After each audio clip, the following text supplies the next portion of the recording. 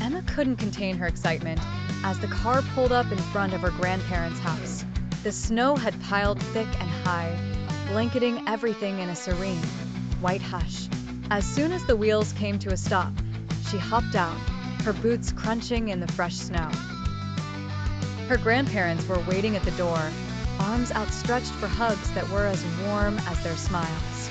The first day flew by with hot cocoa, homemade cookies, and stories by the roaring fireplace.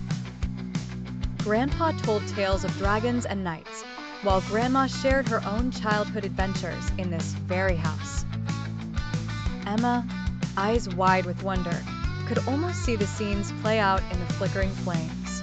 The next morning, the bright sun turned the snowy landscape into a dazzling display. Emma bundled up in her thickest coat, woolen hat, and mittens, ready for a day of winter fun. Grandma had given her an old sled that had been used by generations of kids in their family. With a final push from Grandpa, Emma flew down the hill, laughter trailing behind her like a stream of joy. It was on the third day that Emma discovered the attic.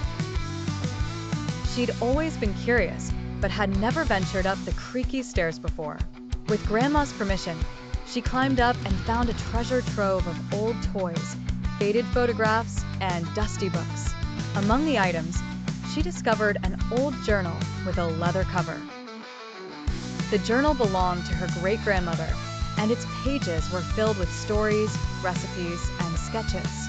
Emma spent hours poring over its contents, feeling a deep connection to a past she had never known.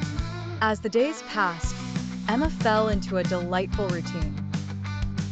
Mornings were spent outside building snowmen and having snowball fights with the neighbors' kids. Afternoons were for cozying up inside with a good book or helping Grandma bake pies and bread. Evenings were the best, with everyone gathered around the dinner table, sharing stories and laughter. One evening, as a heavy snowstorm raged outside, there was a sudden knock on the door. Curious, Grandpa opened it to find Mr. Thompson, their elderly neighbor, standing there with a worried look. His heating system had failed, and he had nowhere else to go. Without a second thought, Grandpa and Grandma welcomed him in. Emma watched as the adults set up a bed for Mr. Thompson in the living room and served him a hot meal. She learned that kindness and community were as much a part of this house as the antique furniture and family heirlooms. The days flew by, and soon it was time for Emma to head back home. As she packed her bags, she felt a twinge of sadness, but also a heart full of cherished memories. Grandpa handed her a small, wrapped package as a parting gift. "Open it later," he said with a wink.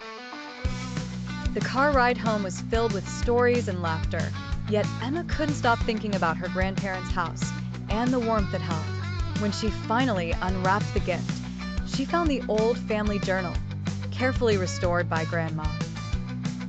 Inside was a freshly written note. "Keep adding your own stories. Love, Grandma and Grandpa."